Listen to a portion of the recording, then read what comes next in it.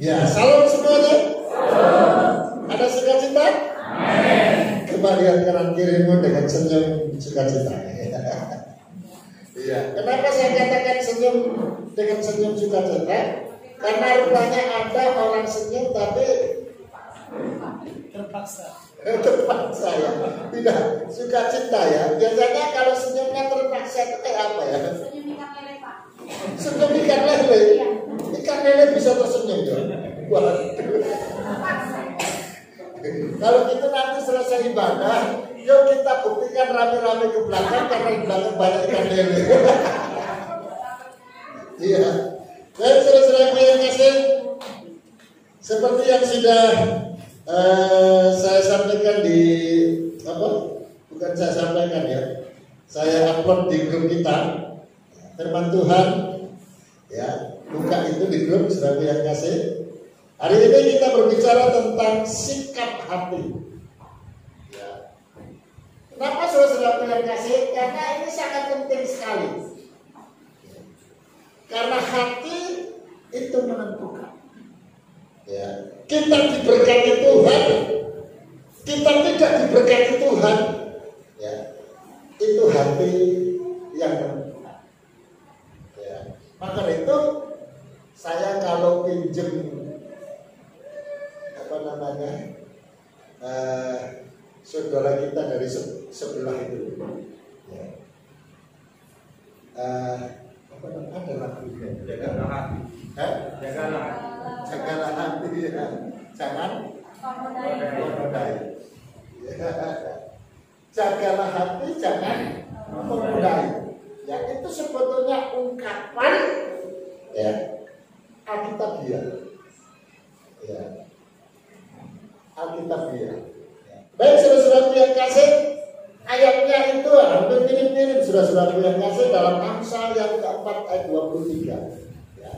Sebetulnya di layar ini sudah ada, tapi kecil-kecil tulisannya ya. Saya pastikan Bapak Ibu yang di belakang nggak tahu yang di depan. Terbaca nggak ini? Kalau nggak terbaca, saudara-saudara yang kasih, bisa buka Alkitab saudara di dalam Amsal 4 ayat 23. Ya, Amsal 4 ayat 23 ya, karena ini adalah ayat yang pertama. Yuk kita akan bangkit berdiri ya, menghormati pemberitaan firman Tuhan di hari ini ya. Judulnya jelas, yaitu sikap hati menentukan ya. Kita baca ayatnya 2, 3. Jagalah hatimu dengan segala kewaspadaan, karena dari situlah terpancar kehidupan.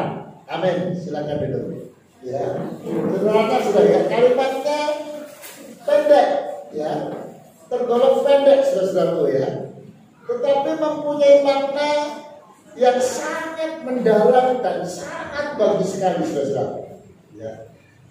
Karena dikatakan menentukan saudara yang kasih, karena dengan hati itu maka kita bisa terlihat apakah kita dengan hati yang kita punya ini, sikap kita terhadap hati kita, apakah itu menuju kepada kehidupan atau justru menuju kepada kebinasaan ya.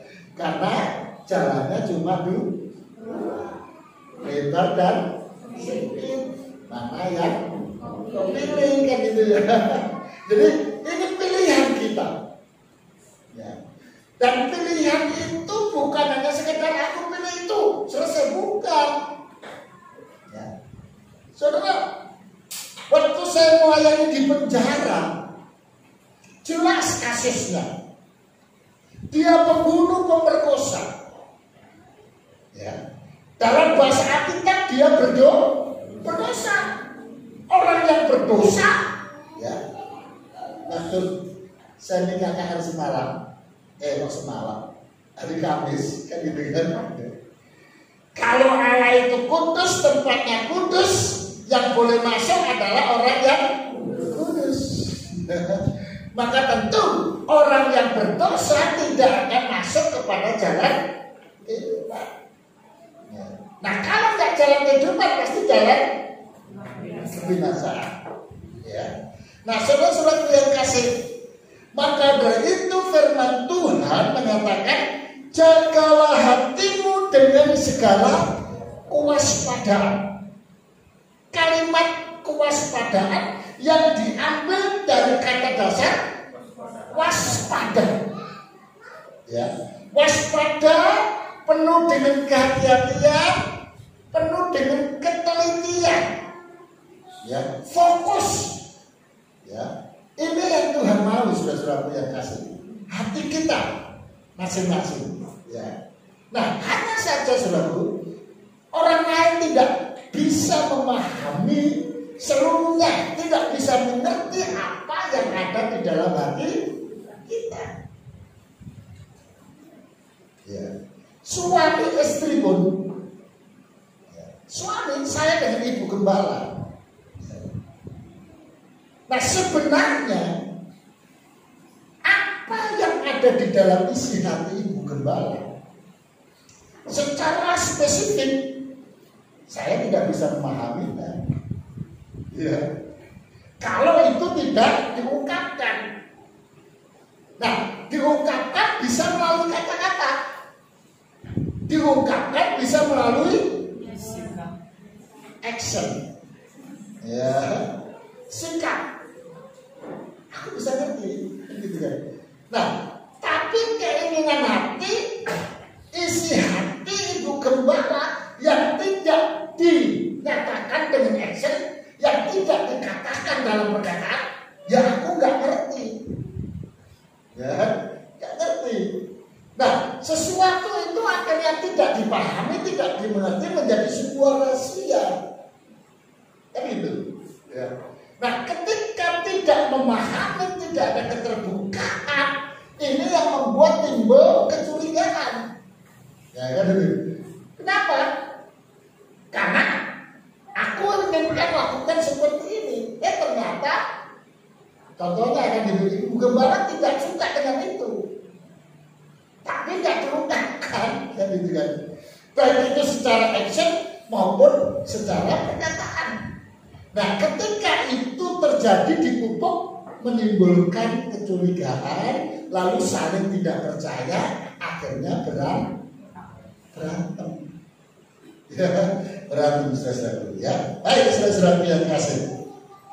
Nah, kenapa kita harus menjaga hati kita dengan segala kewaspadaan tadi, dengan ketelitian tadi?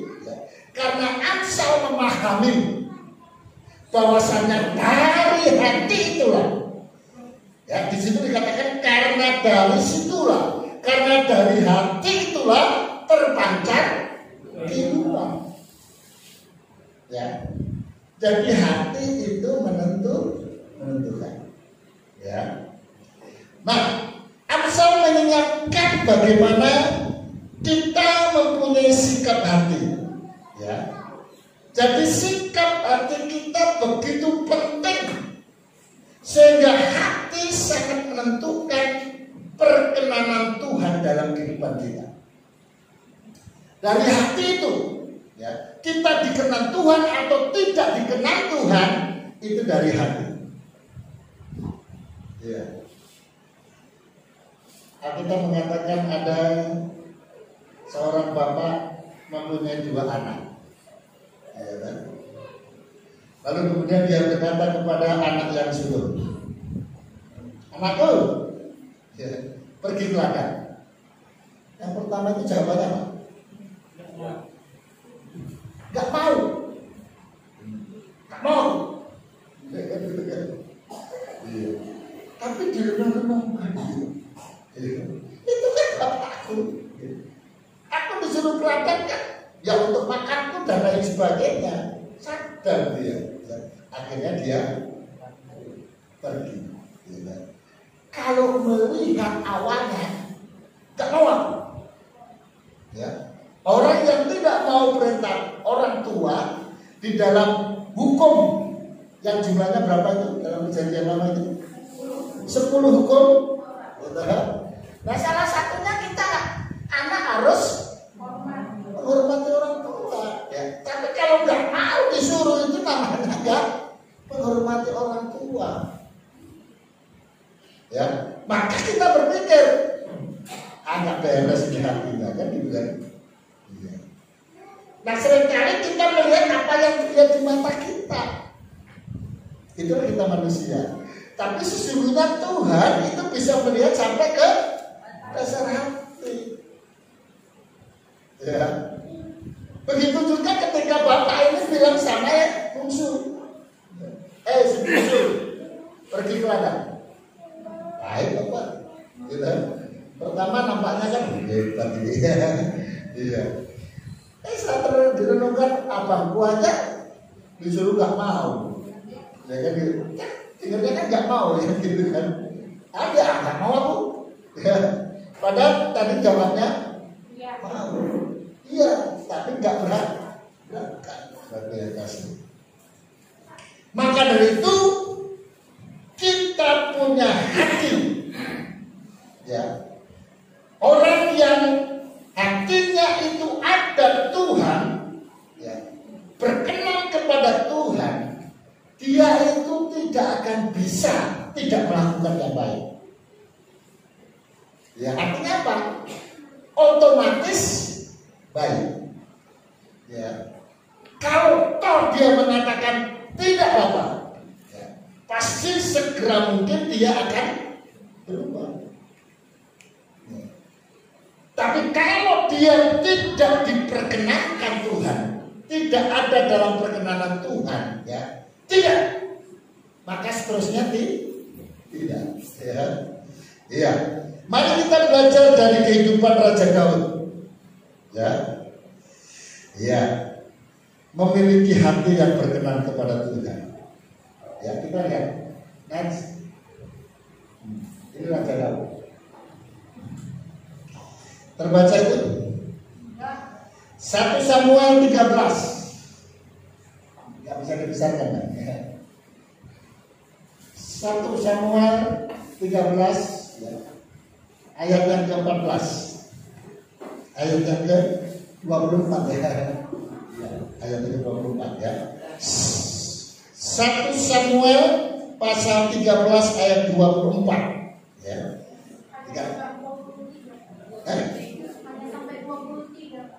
Oh iya.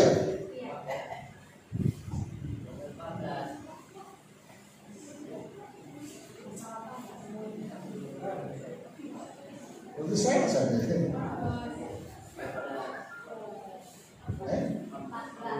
14. Bunyinya sama.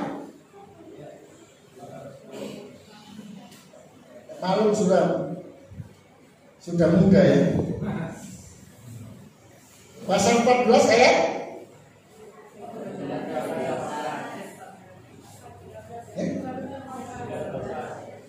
Oh, pasal 13 ayat 14. Itu apa? Iya, Mas.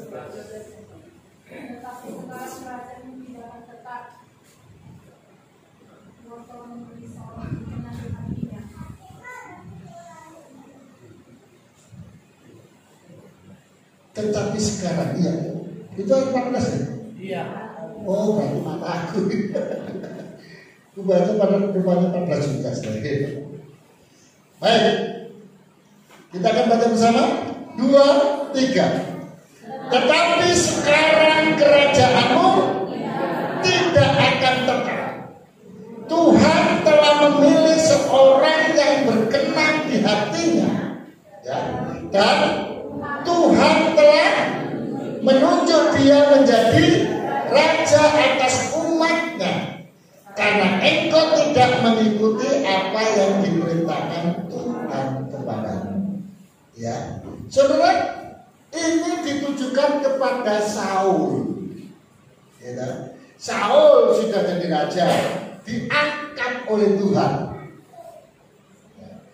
Tapi dalam sebuah peristiwa dia bertentangan dengan Tuhan.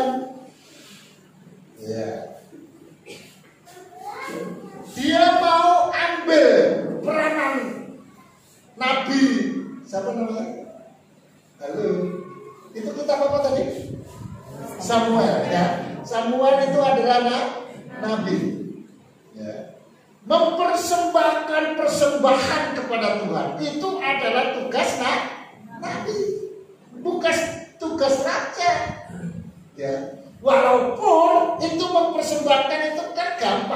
sakitnya sih. Ya. Tapi di mata Tuhan itu sangat sakral. Ya. Harus pada porsinya. Lalu Saul karena melihat itu Samuel lama nggak datang, dia merasa hebat karena dia adalah raja. Ya. Saudara, dia jadi raja bukan karena prestasi. Ya. Dia jadi raja bukan karena keturunan raja. Ini Saul. Ya. Dia raja karena diangkat oleh Tuhan. Itu aja. Dia orangnya tinggi, bukan itu kan besar, ganteng, saudara yang kasih. Itulah Saul. Ya, bukan berdasarkan prestasi, tapi oleh karena permintaan daripada seluruh rakyat Israel. Ya, kan dia lihat ini waktu perjalanan dia lihat Amori ada rajanya. Semua tempat yang dilalui ada rajanya. Lalu dia lihat Israel. Ya. Jadi sebelum Saul itu belum ada yang namanya raja. Maka dia protes. Ya kan? Protes, ya. Pak Musa. Siapa tadi nabinya? Samuel. Pak Samuel. Gitu kan. Kita tak punya raja. Lihat itu. Tempat-tempat lain dia punya raja. Ya. Tunjuk, pilihlah raja untuk kami. Nah, itu awalnya ya. Akhirnya dia pertama kali menjadi raja. Dan ketika dia menolak perintah Tuhan, berseberangan dan mengambil alih kedudukan seorang nabi, ya, Tuhan marah. Ya. Pada akhirnya Tuhan tidak berkenan. Ya, itulah sebabnya, tetapi sekarang kerajaanmu tidak akan tetap. Ya. Lalu kemudian kenapa tidak akan tetap? Karena Tuhan telah memilih seorang yang berkenan di hatinya. Jadi dia tidak dikenal oleh Tuhan, yang baru. Ya. Dan yang baru itu siapa namanya? Saul. Ya. Agak beda. Ya kan? Kalau dipilih oleh Tuhan itu karena prestasinya. Ya. Penurut kepada orang tua itu Daud. Ya. Enggak ini hati dan enggak sombong. Dia anak yang paling dikasihi. Tapi dia enggak sombong. Ya. Dia enggak iriatin ketika kakak-kakaknya, abang-abangnya jadi tentara semua, jadi prajurit. Ya. Dia enggak ini, enggak protes, Bapak, kenapa enggak aku dimasukkan jadi tentara? Ya. Enggak protes dia. Ya. Daud kepada ngapain kepada? Bukan makan sate padang. Menggembalakan domba. Ya, itu secara alamiah pikiran saudara-saudaraku itu beda jauh tentara dengan gembala domba. Tentara masuk ada kehormatan, lah gembala domba saudara-saudara itu lihat film-film di TV itu, ya, ada pemuda gembala domba. Ya, satu lagi ada pemuda jadi direktur. Ya, pekerjaannya nampak. Terus ada cewek. Dua-duanya nafsir ini ya. Akalia, ya. Jalan pikiran. Walaupun kita nggak pernah lihat nonton filmnya, kalau kita menjadi sutradaranya, ya, kita buat ini secara akalannya ya. Ini wanita mau pilih mana? Tadi direktur selalu. Ya. Kenapa? Karena begitu berhadapan, ya kan? Apa namanya? Auratnya terus kemudian bahasa Inggrisnya abangnya loh. Oh, itu langsung karena pakai ya? Bukan pensoden, apa namanya tadi? Yang warna hijau itu ya?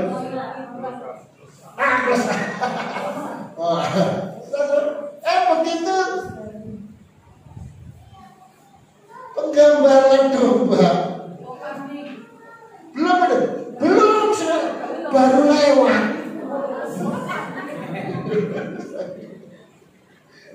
Tak bisa diharapkan pikirannya seperti itu ya. Tapi film-film itu justru memberikan penjelasan kepada kita pada akhirnya yang gembala domba itu yang dipilih. Kenapa? Bukan karena baunya. Kenapa? Bukan karena dombanya. Kenapa? Bukan karena kedudukannya. Kenapa? Hatinya. Karena hatinya. Kalau nggak percaya, nonton itu film. Ya. Yang kedua, saudara-saudara yang kasih, kita lihat di situ Kisah Para Rasul. Pasalnya sama ya. Ya, ayat yang ke-22. Pasalnya sama, pasal 13. Kisah Para Rasul 13 ayat yang ke-22. Kita baca 2, 3. Setelah Saul disingkirkan, Allah mengangkat Daud menjadi raja mereka. Tentang Daud, Allah telah menyatakan, aku telah mendapat Daud bin Isai, seorang yang berkenan di hatiku dan yang melakukan segala kehendak. Saudara, dia dipilih oleh karena selain daripada hatinya itu, ya, dia berani mengatakan yang salah dan berani dia mengatakan maaf bila dia bersalah. Ya, banyak orang Kristen susah bilang maaf kalau dia salah, mengelak dia, cari pembenaran dan lain sebagainya. Si Daud tidak, ya, dia berani bersikap, dia berani menyatakan kalau salah dia bilang maaf. Ya. Kalau orang Kristen kan susah, apalagi suami terhadap istri, wah susah. Ya. Suaminya menang terus, ya. Istrinya kalah terus. Tapi ada juga yang terbalik, ya. Istrinya menang terus, suaminya kalah terus. Ini kan terlalu dua nih saudara. Ada nggak gitu?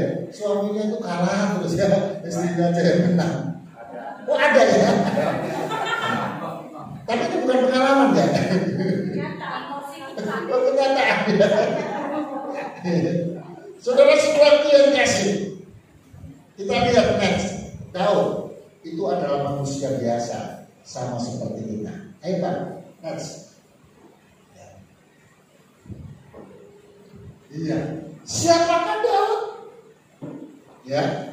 3 pernyataan yang saya buat. Yang pertama adalah Daud itu seorang suami yang pernah jatuh dalam dosa. Yang terkenal dia jatuh dalam dosa kenapa? Wanita. Wanita. Kalau orang Jawa, ya kan, itu seringkali kalau memanggil seseorang itu disingkat. Dan singkatan itu bukan yang di awal, tapi yang di akhir. Ya. Marijo, nggak pernah dipanggil mari nggak pernah. Ya. Yang ada adalah Jo, mana Jo? Suminem. Ya. 6 mau kemana?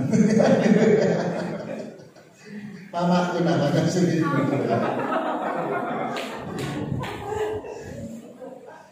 Nasibnya surat yang kasih, suami jatuh dalam dosa karena wanita. Nah, terakhirnya kata itu yang paling berbahaya itu ada 3 yang akhirnya itu ta. Ya, yaitu harta, tata, dan wanita. Itu banyak sekali sebenarnya. Iya. Terus kemudian yang kedua, Daud itu adalah seorang ayah yang anaknya memberontak. Kamu dengar anak-anak Daud memberontak kepada bapaknya? Ya, nanti lagi kesempatan saya ikut katakan dia. Terus yang ketiga, dia adalah seorang remaja membuat kesalahan menghitung jumlah tentara. Tuhan bilang gak usah dihitung. Seberapa itu punya, engkau menang. Loh, kalau dihitung, akhirnya mengandalkan pikirannya, bukan mengandalkan Tuhan lagi. Kalau dihitung, itu semua 30.000 tentara. Lalu begitu, musuhnya berapa? Kan gitu ya, musuhnya berapa? 5.000 kecil, takrak. Ya, kan gitu kan, otaknya yang main. Musuhnya berapa orang? 50.000. Tapi kok 30? 50. Gitu kan? Perang? Wah, bunuh ke diri itu namanya. Bunuh diri itu namanya. Ya kan? Masa 30.000 perang melawan 50.000? Aku mau diri surat yang kata. Oh udah, gak usah lah, gak usah. Padahal Tuhan mengatakan, ya, aku menyertai engkau. Engkau menang. Engkau sukses bukan gagal. Maka Tuhan larang itu. Ya. Kalau toh jumlahmu tentaramu cuma 5.000, musuhmu itu ada 50.000, selisih berapa? 45.000. Keok itu semua. Cepat bayangkan. Tembok raksasa. Tembok apa itu? Tembok raksasa, saudara. Nggak diapa-apain sama orang Israel. Orang Israel cuma nyanyi-nyanyi keliling 7 kali. Bangsa Israel bisa masuk ke sana dan mengalahkan saudara-saudara. Itu karena apa? Iya, karena Tuhan menyertai. Next, ayo Pak. Hatimu berharga. Ya. Kita baca di dalam 1 Samuel 16 ayat 6 dan 7.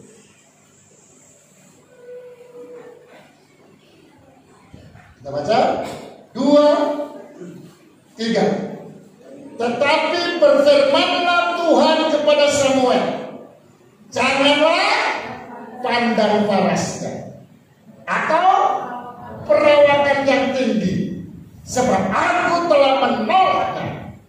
Bukan yang dilihat manusia yang dipilih Allah. Manusia melihat apa yang di depan mata, tetapi Tuhan melihat hati. Ya, sudah, engkau punya hati sekarang ini jujur saja, lagi di mana? Karena ada orang, ya kan, badannya ini sekarang ini lagi duduk mendengarkan firman Tuhan. Terus hatinya tanam jagung. Hari Minggu tanam jagung. Yang ngomong orang nias lagi. Terlalu ini.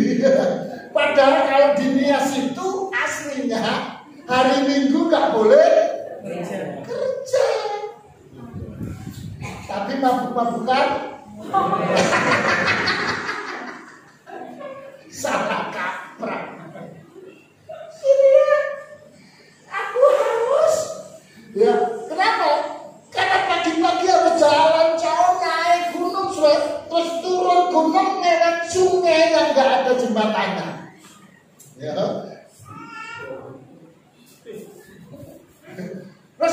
nyebrang lagi. Kebaktian khotbah selesai jam 1. Wah kan panas entar-entar. Itu kalau minum kepala muda beres sekali. Kelapa muda ya, kelapa muda. Itu kan enak.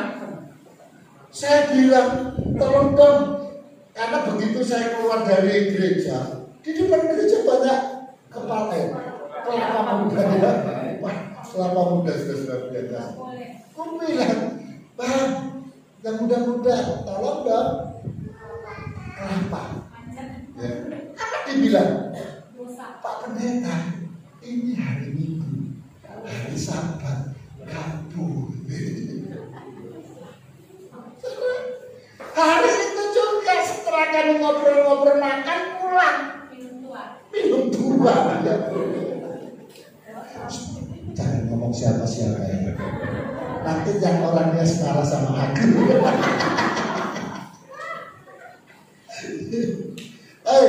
Saudara-saudara kita kasih. Tapi Tuhan melihat.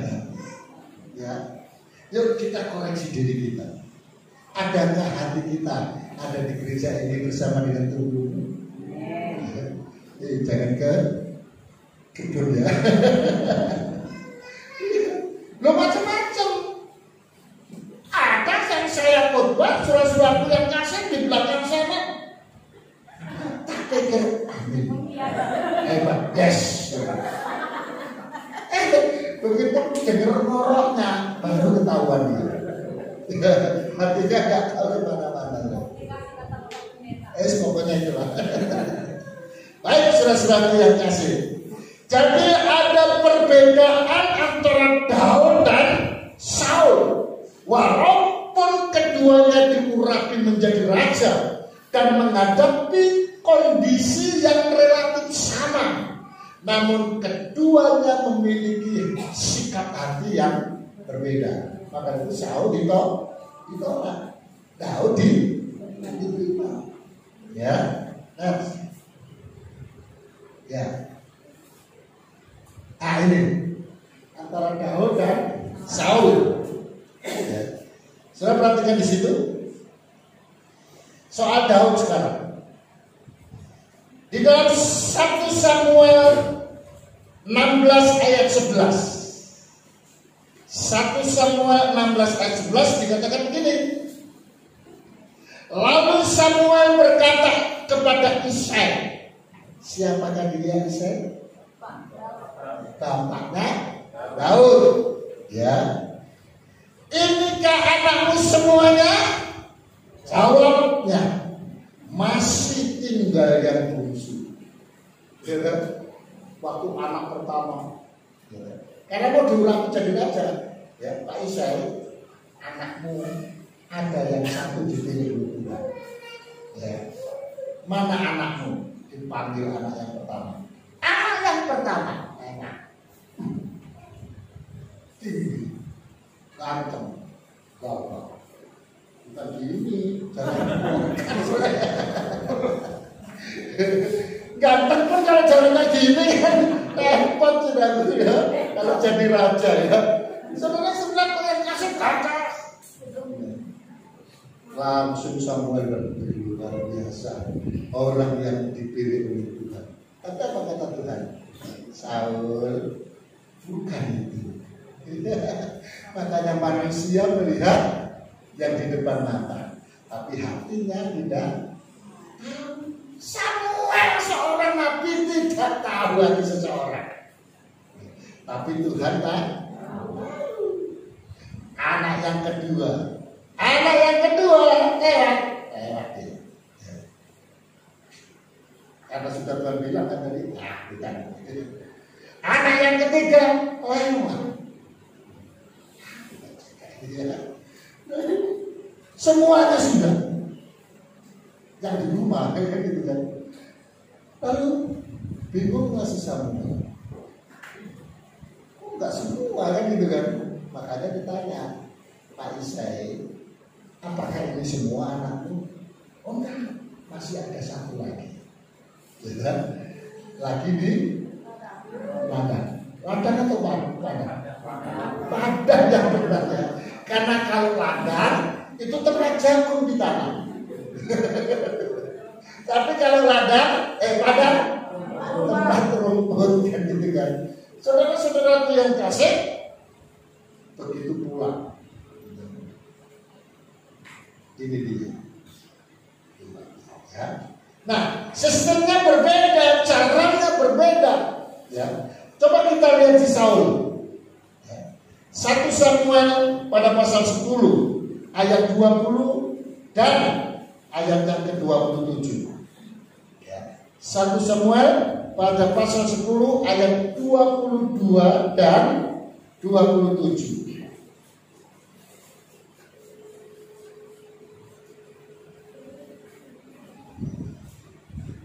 Sebab itu ditanyakan pula kepada Tuhan, apa orang itu juga datang kemari?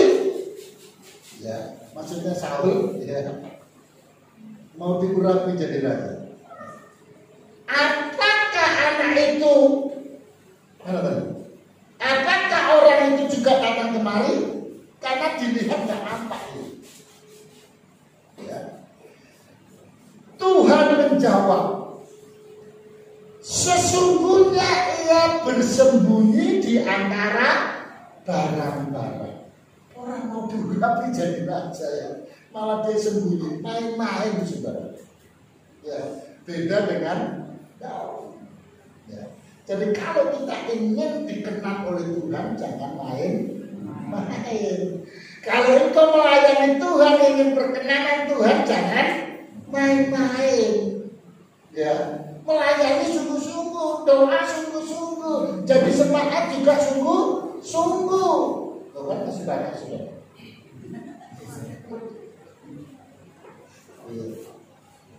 Tetapi orang-orang Dursila berkata, tahu orang Dursila? Itu saudaranya Durjana. Apa dulu? Nggak tahu pokoknya enggak kedengaran apa namanya. Saudara-saudara, orang-orang yang tidak bertobat, orang-orang yang Dursila, Durjana berkata, masa kan orang ini dapat menyelamatkan kita?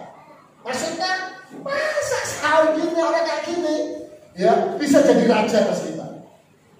Kan gitu seperti itu ya.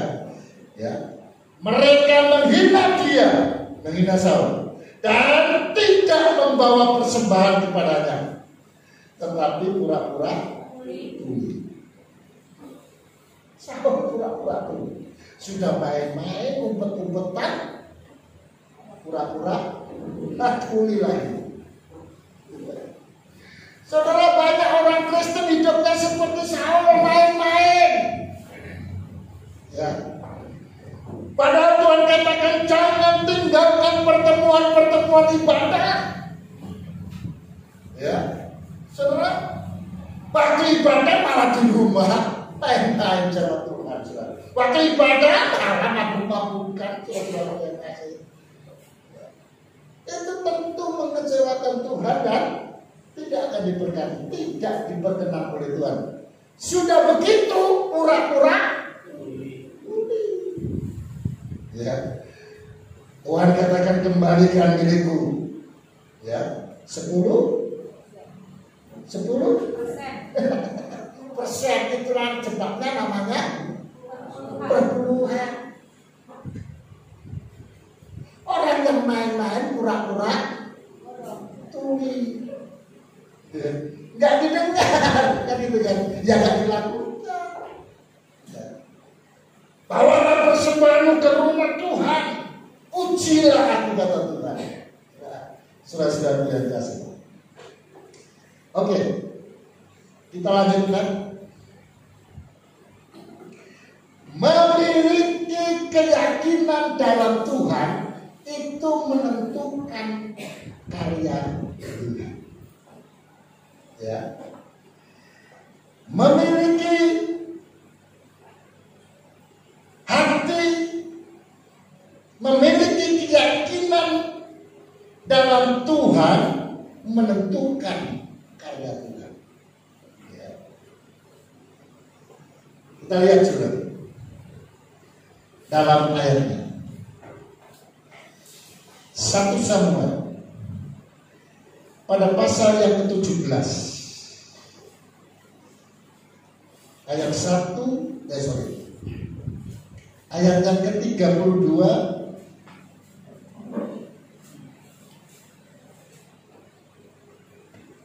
33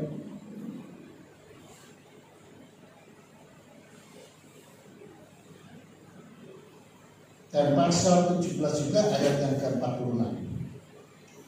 Kita baca ya. Miliki keyakinan dalam Tuhan menentukan karya Tuhan. Ya, kita lihat. Berkatalah Daud kepada Saul, janganlah seseorang menjadi tawar hati karena dia, hambamu ini akan pergi melawan orang Filistin. Ya, bayangin sudah. Daud masih muda, belum tak pernah belajar perang. Yang dia tahu, ya, dia perang bukan melawan manusia, tapi dia berkali-kali perang melawan binatang. Ya, singa dikalahkan, beruang apalagi, ya, saudara-saudaraku yang kasih, anjing hutan, apa namanya anjing hutan itu? Serigala, kalahkan kamu. Tapi kalau berhadapan dengan prajurit tentara yang gagah, tingginya 2 kali lipat daripada dirinya, siapa namanya? Goliat. Dari berdirinya sudah beda.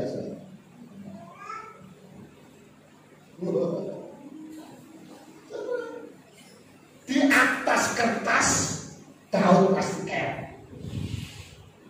Tapi oleh karena Daud mempunyai keyakinan, ya, itu yang penting, saudara.